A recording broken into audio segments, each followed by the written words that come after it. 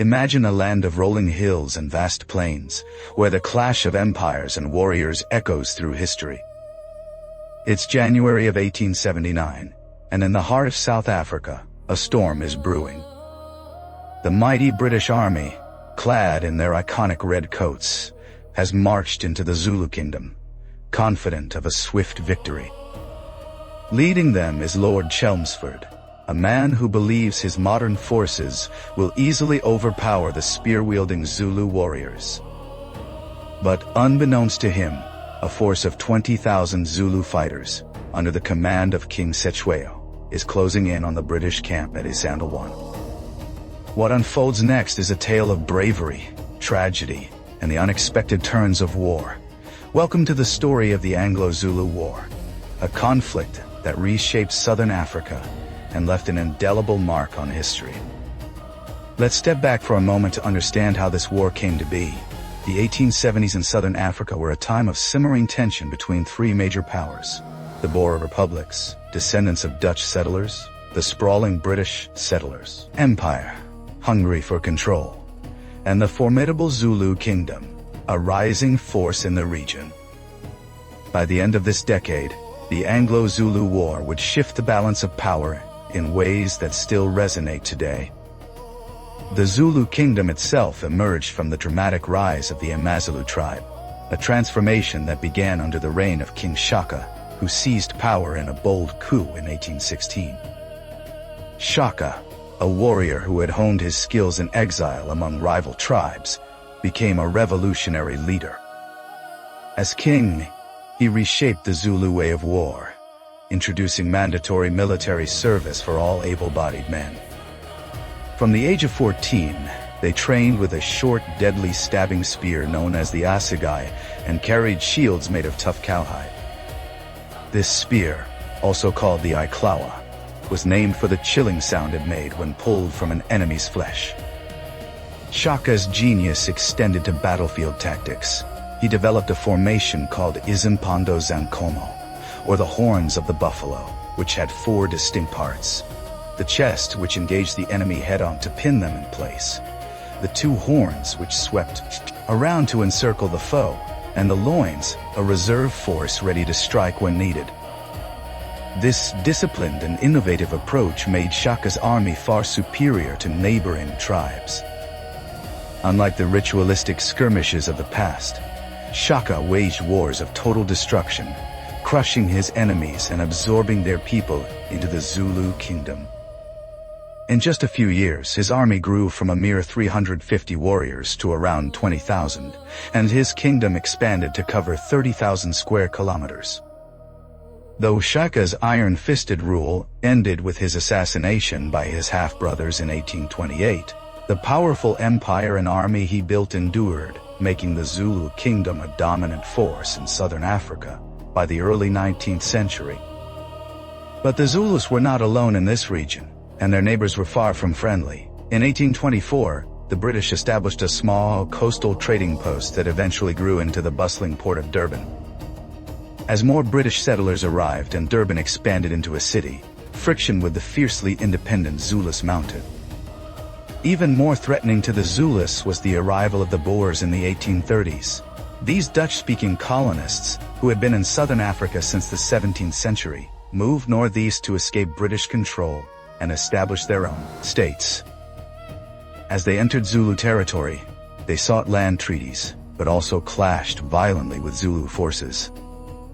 In February of 1838, a tragic incident at what became known as Murder Hill saw the Zulus kill a Boer delegation, one of several such violent encounters. These events sparked a broader conflict, fueled by deep-seated disputes over land. At the time, the Zulus were also grappling with internal power struggles, while facing pressure from both the British and the Boers. Zulu warriors even sacked Durban, but the Boers struck back, defeating them at the Battle of Blood River. After this war in 1838, the British and Boers forced the Zulus to cede territory. The Boers founded the independent Republic of Transvaal, while the British expanded their Natal colony. The following decades were marked by constant border skirmishes and disputes over land among these three powers. By the 1870s, British authorities in South Africa were eager to consolidate their dominance. Their solution was a confederation that would bring both the Boers and Zulus under British rule. The mastermind behind this plan was Theophilus Shepstone, the Secretary of State for Native Affairs in Natal. Shepstone believed it was Britain's duty to westernize the local populations, a view shared by many British politicians in the region. As a first step, Britain annexed the struggling Transvaal Republic, which was nearly bankrupt and wary of its Zulu neighbors. Both the British and Boers continued to encroach on Zulu lands, much to the frustration of King Cetshwayo and his government, who were angered by frequent Boer incursions. Shepstone, despite his colonial mindset, was impressed by Cetshwayo, describing him as a man of great ability, strong character, and dignified presence. He noted that while Cetshwayo wasn't overly warlike, he took immense pride in the military legacy of his family, particularly that of Shaka, whom he often referenced. However, Shepstone failed to convince Cetshwayo to surrender more land to European settlers. As long as the Zulu Kingdom remained independent, the British dream of confederation was out of reach. The government in London opposed starting a war and issued strict orders to avoid conflict, but the colonial authorities in South Africa ignored these directives. On December 11, 1878, they issued an ultimatum to Cetshwayo, deliberately crafted to be rejected. The demands included paying fines for supposed offenses, handing over several chiefs to British custody, disbanding the Zulu army, dismantling their military system, granting more rights to Christian converts and missionaries, and allowing a British Christian converts and missionaries agent to wield political influence over Zulu decisions. These terms, aside from the fabricated fines, were impossible for the king to accept. When Cetshwayo rejected the ultimatum, the British had the pretext they needed to launch the Anglo-Zulu War. On January 11, 1879, they invaded the Zulu Kingdom. Leading the campaign was Lord Chelmsford, a seasoned officer with experience in the Crimean War and various colonial conflicts across the British Empire. His recent encounters with the Xhosa people had led him to underestimate African warriors, a mistake that would soon haunt him. The British invasion force numbered around 7,800 men, mostly regular soldiers armed with the powerful breech-loading Martini Henry rifle. Their artillery included several cannons, a rocket battery, and a few early machine guns known as Gatling guns. Alongside the British regulars were African troops from the Natal native contingent, drawn from tribes already under British control and led by white British officers. 9 out of every 10 of these African soldiers carried only an assegai spear, with just 1 in 10 equipped with an outdated Snider rifle. Poorly trained, they were intended for support roles rather than frontline combat, and wore red bandanas to distinguish themselves from the enemy's Zulus. A more effective auxiliary unit was the Natal native horse, mostly composed of riders from the Amangwane people, traditional rivals of the Zulus. They wore tan uniforms, rode sturdy Basuto ponies, and carried carbines alongside their spears. The final component of the invasion force was a group of white settler soldiers, including the Natal Carbineers, led by Theophilus Shepstone's son, George, with about 300 riders. Chelmsford was brimming with confidence, certain that his diverse force would crush the Zulus. His strategy involved 3 columns advancing toward Ulundi, the Zulu capital. The left column, under Colonel Evelyn Wood, and the right column, under Colonel Charles Pearson, were tasked with drawing Zulu forces away from Ulundi. Chelmsford's central column would then strike directly at the capital and confront the main Zulu army. On the other side, King Cetshwayo rallied about 35,000 warriors to defend his kingdom. On January 17th, he sent them into battle with a heartfelt speech, lamenting the invasion. "I have not sought out the white man across the seas, yet they have come into my land." I would not be surprised if they took our wives, cattle, crops, and land. What can I do? I have no quarrel with the white man, and I cannot fathom why they have come for me. They want to take me. What shall I do? His warriors responded with fierce determination. Leave it to us. We will devour the white man and finish them off. They will not take you while we stand here. With these words ringing in the air, the stage was set for a monumental clash. Chelmsford's 7,800 troops had invaded, and Cetshwayo's 35,000 warriors were ready to meet them. The first battle would shatter the British plans. Chelmsford's advance into Zulu territory was painfully slow, hampered by a cumbersome wagon train and heavy rains that turned roads into mud and swelled rivers. Convinced the Zulus wouldn't engage until he neared Ulundi, Chelmsford sent scouting units from his central column to gather intelligence. Meanwhile, the Zulu army moved with speed and stealth. Their scouts identified Chelmsford's column as the primary threat and cleverly lured British scouting parties away from the main force to weaken it. They even managed to draw Chelmsford himself away from his base camp at Isandlwana. Overconfident, he disregarded standard British military protocol and failed to fortify the camp before departing. Unbeknownst to him, the British were walking into a deadly trap. British scouts spotted small Zulu units moving in the area, but dismissed them as isolated groups. In reality, these were the forward elements of a massive Zulu army of 20,000 warriors, descending on the unprotected British camp. On January 22nd, the Zulus were close enough to strike. Chief Cetshwayo Kamahol, a seasoned Zulu commander, initially hesitated, but his scouts reported the British defenses were weak. A warrior later recalled the moment. Our scouts told the leaders that the white men were scattered across the hills of their camp like grazing goats. They believed the ancestor spirits of the Zulu nation had delivered them into our hands to be slain, and we should attack. The young warriors overruled the cautious elders, and the order to strike was given. While Chelmsford enjoyed a picnic 20 kilometers away, British scouts finally noticed the approaching Zulus. Acting Commander Lieutenant Colonel Henry Pullane sensed an imminent attack, but underestimated the Zulu numbers. With only 1,600 men and 2 small cannons, he failed to fortify the camp. At 11 in the morning, British cavalry pursuing stray cattle stumbled upon the full Zulu army. One writer, James Hamer, later wrote, "As we approached, we saw the Zulus like ants before us, in perfect order. Silent as mice, stretched across the plain in an even line. We estimated their numbers at 12,000. Realizing their stealth was compromised, the Zulus abandoned their cautious approach and launched a full-scale assault.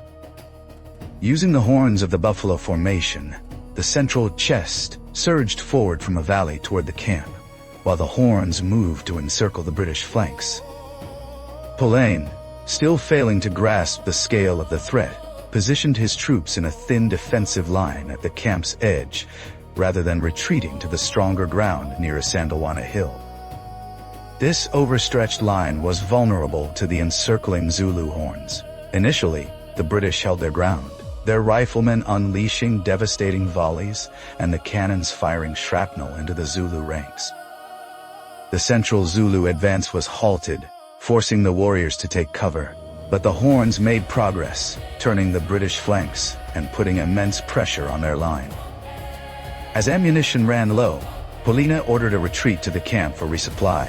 Seizing the moment, the Zulus charged. Captain Essex of the 24th Regiment described the chaos. In an instant, all was disorder. Few men had time to fix bayonets before the enemy was upon them, wielding their assegais with terrifying effect. I heard officers urging the men to hold steady, but within seconds, retreat became general. Trooper Sparks of the Natal Mounted Police witnessed the collapse. There was utter confusion, no formation for defending the camp. The Zulu army had outflanked us with wings on both sides, hemming us in on 3 sides. In no time, the camp was overrun by vast numbers of Zulus. Effective defense was impossible. The battle turned into a massacre. A few mounted British soldiers escaped, but isolated groups of troops were cut down in desperate last stands. The Zulus took no prisoners, killing the 300 British-led troops, including George Shepstone. Zulu casualties are uncertain but likely exceeded 1,000 dead and wounded. The Battle of Isandlwana was a stunning Zulu victory, obliterating Chelmsford's central force. Yet, even as this disaster unfolded, another battle was brewing. Near the border river between Natal and the Zulu Kingdom stood Rorke's Drift, a small mission station converted into a British hospital and supply depot under Lieutenant John Chard. At midday on January 22nd, 2 shaken survivors from Isandlwana arrived with grim news. The central column was destroyed, and the Zulus were coming. Chard knew fleeing would be futile against the swift Zulus, so he decided to stand and fight. With about 400 men, the garrison scrambled to build a makeshift defensive perimeter. Meanwhile, a Zulu force of roughly 4,000 warriors, led by Prince Dabulamansi Kampande, King Cetshwayo's half-brother, approached. Eager for glory after missing the main fight at Isandlwana, Dabulamansi defied orders not to cross into British territory. When the Zulus arrived around 4 in the afternoon, panic struck the British ranks. The Natal native horse and contingent troops, along with their officers, fled, leaving Chard with just 150 men. Realizing the original perimeter was indefensible, he ordered the construction of a fallback wall using biscuit crates. After brutal hand-to-hand combat, Chard saw his northern defenses failing and withdrew to the second position. In the chaos, the hospital caught fire before it could be evacuated, and the Zulus killed most of the patients inside. By 7 in the evening, the exhausted British survivors, low on ammunition, manned the final barricade, prepared to fight to the death. The Zulus, sensing victory, launched relentless assaults through the night, the combat lit by the hospital's flames. Private James Hitch, wounded in the shoulder, later recounted the desperate struggle. During one fierce rush, 3 Zulus came at me. I shot the first, bayoneted the second, and the third got inside our barricade but fled when I faced him. Nearby, a wounded Zulu took aim at a comrade with a rifle. I couldn't stop him in time. He fired, and poor Private Nicholas fell dead, shot through the head. Despite the odds, the darkness hindered Zulu coordination, allowing the defenders to repel each attack. By midnight, the Zulu assaults weakened, ceasing by 2 in the morning, though sniper fire continued until 4. After 12 grueling hours, Rorke's Drift remained in British hands. The Zulus lost up to 850 men, while the British suffered 14 dead, with most survivors wounded. The battle's intensity was later recognized with 11 Victoria Crosses, 7 to the 24th Regiment alone, the most for a single action by one regiment in British history. While this heroic stand at Rorke's Drift offered a glimmer of hope, it couldn't mask the dire state of the British campaign. Chelmsford's main column was destroyed at Isandlwana, leaving the remaining columns isolated and vulnerable. The Zulus quickly besieged Colonel Pearson's column at Eshowe, prompting Chelmsford to order Colonel Wood to create a diversion. On March 28th, Wood's forces attacked a Zulu hill fort at Lobane, only to face fierce resistance. The Zulus, armed with captured British rifles, repelled the assault, worsened by a thunderstorm that disrupted coordination. 1/3 of Wood's men, including nearly all the South African volunteers of the Border Horse, were killed. Wood retreated to a fortified position at Kambula. The Zulu victory at Lobane emboldened their commander, Miyamana Kankanjalele, despite King Cetshwayo's orders, to avoid attacking fortified British positions. On March 29th, 20,000 Zulu warriors, many veterans of Isandlwana, assaulted Kambula. But Wood had learned from past mistakes. His 2,000 troops formed a wagon fort, clearing the surrounding ground to create a deadly field for rifle and cannon fire. The Zulu horns of the Buffalo Formation charged, but British firepower mowed down hundreds. Despite repeated attacks, the Zulus couldn't breach the defenses. After 4 hours they retreated, pursued by 600 British cavalry, turning the withdrawal into a rout. The Battle of Kambula was a decisive British victory, with 28 British dead and 54 wounded, against at least 2,000 Zulu casualties. The defeat broke Zulu morale, as one warrior later said, "Our hearts were shattered at Kambula." I dared not approach the British after that. With heavy, irreplaceable losses, the Zulus struggled against the British firepower advantage.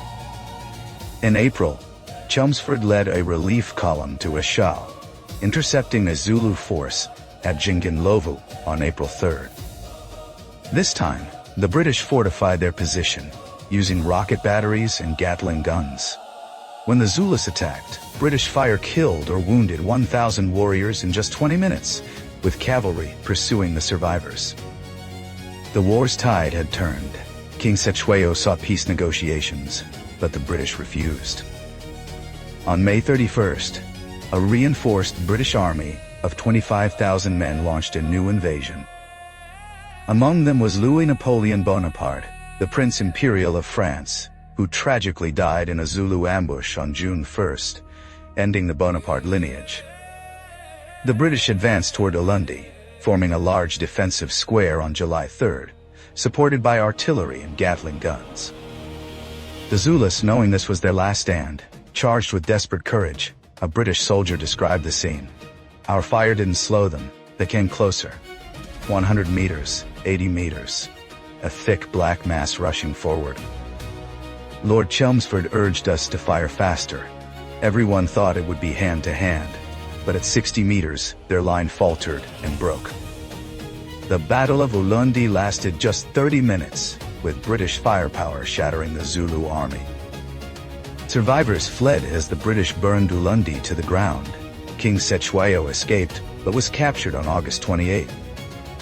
After 6 months, the Anglo-Zulu War ended.